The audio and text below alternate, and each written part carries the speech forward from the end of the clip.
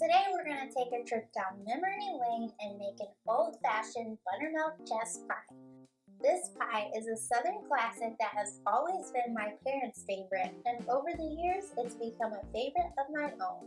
I'm Whitney from Sweet Diane, and once you watch this video, you'll have a simply irresistible pie that you can whip up in no time to impress your family and friends. So I've got the ingredients for the pie dough all measured out. In this bowl I've got 2 1/4 cups of flour, a tablespoon of sugar, and a generous pinch of salt.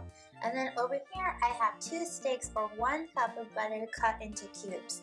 So in order to make the pie crust extra flaky, it's important to chill both of these for 20 minutes before we incorporate them together. So I'm going to put this whole bowl, including the mixer paddle, in the freezer along with the butter cubes for 20 minutes, and then we'll be ready to mix it all up.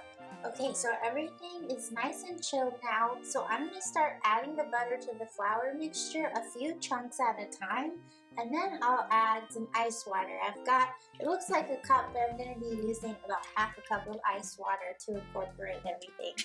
So I'll just turn my mixer on low and then add a couple of these butter chunks at a time, about every 15 to 20 seconds. So you'll just keep adding the butter chunks a few pieces at a time, and you'll know that the mixture is mixed enough when the butter looks like coarse pieces of chopped walnuts in the flour.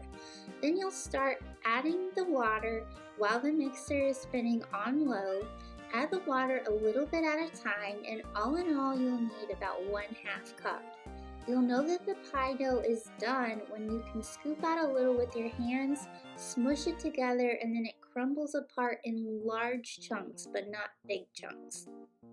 Then you'll want to transfer the pie dough mixture to a large sheet of plastic wrap. It'll still be very crumbly, so just gently press it together, but don't overwork it, because as it rests, it's going to absorb all the liquid and form a nice piece of dough.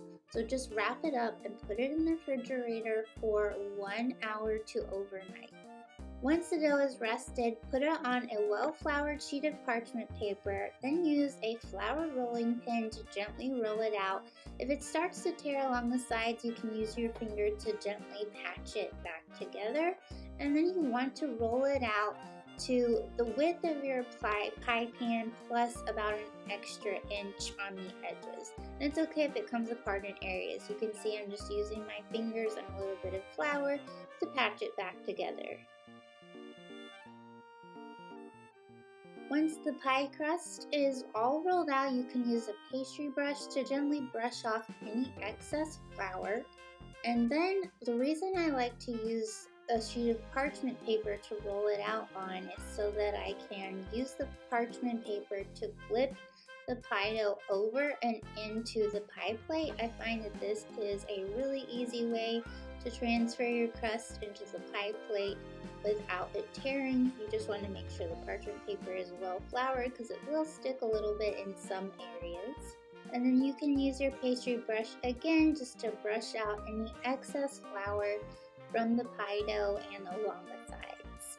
And I like an extra thick crust, so instead of trimming the edges off, I use my fingers to tuck the overhead in before I crimp the pie dough so that it's nice and thick. And then I'll crimp the dough by using my thumb and pointer finger of my left hand, and then my pointer finger of my right hand to make little indentations in the crust all the way around the sides. Okay, so our chess pie filling is so simple. You're going to love how easy this is to whip together. First, we're going to use 2 cups of sugar. And this pie, it does have a lot of sugar in it, but that's how the old-fashioned recipe is written. 3 eggs, 3 large eggs. And it kind of makes a custard type filling. So it's like sugary and caramelized. I've got 2 tablespoons of flour, 2 heaping tablespoons that is. And then half a teaspoon of kosher salt. So mix all of that together before adding other ingredients. So there we go. It looks like a really thick, pasty sugar cookie dough. And now we're going to add our melted butter. So I've got 6 tablespoons of butter here that I've melted and I've been cooling off for about 10 minutes. You want to make sure the butter is cool, otherwise it's going to cook your eggs and your chess pie will have kind of like a scrambled texture, which I don't love. That's why you want to cool the butter off and add it in a continuous stream as you're whisking so that the eggs do not cook.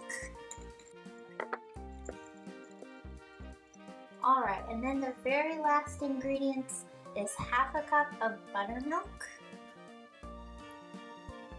and then 2 teaspoons of a really good quality vanilla. I'm using Mexican vanilla in this recipe because I just love the flavor that it has. Then you just want to whisk these just until they're combined and your filling is ready to go.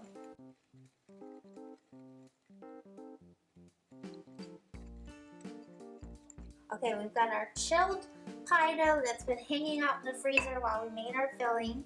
And I'm just going to pour the chess pie filling right into the pie shell.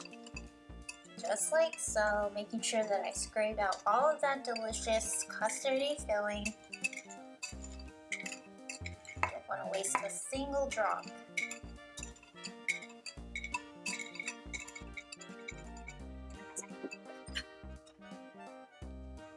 Okay, and now that our filling is in, we're going to brush the edges of the pie crust with an egg wash. So this is just 1 egg that we beat in here with a splash of cold water, about a tablespoon of cold water, until it's the consistency that can be brushed onto the edges of the pie crust. And this is just going to help the crust get a nice shiny brown exterior. So I like to bake this pie on top of a baking sheet in case any of the filling bubbles over, and we're going to bake it at 350 for 50 to 70 minutes until the filling barely jiggles when you move it. So typically I like to put some foil around the edges of my pie crust around the 45-minute mark to keep it from over browning. So we'll check the pie after about 45 minutes. So our chess pie is ready. It's hot and fresh out of the oven. And so with a chess pie like this, you want to let it cool completely before you slice it. Otherwise it'll be a goopy mess on your plate instead of a solid piece of pie. So as it cools, the filling will continue to set up and cook a little bit. So we want to let it cool completely. I know, it's hard to wait. Trust me, you want to give this pie a good 2 to 3 hours of cooling before you cut into it. Okay, time to finally cut into this pie. It is cooled off, but the kitchen still smells incredible. And I cannot wait to show you guys what it looks like on the inside. That beautiful sugary custard. Let's get me a nice big slice because I am hungry. I've been waiting all day to eat this. Wow, look at that beautiful custard filling. This crust looks so flaky and buttery. I've had a few nibbles of the crumbs already. That custard, you guys, just melts in your mouth. You guys are gonna love this pie. If you've never had a chess pie before, why not make it for Thanksgiving this year? Your family and friends are gonna love it, and you're gonna love how easy it is to make. I've got everything you need to make this chess pie listed in the description box below, including a printable version of the recipe. As always, you can find every one of my recipes on sweetcayenne.com. Now that dessert is made, let's make the perfect dinner pairing for it. Check out this playlist over here for my best dinner recipes, and I'll see you in the next video.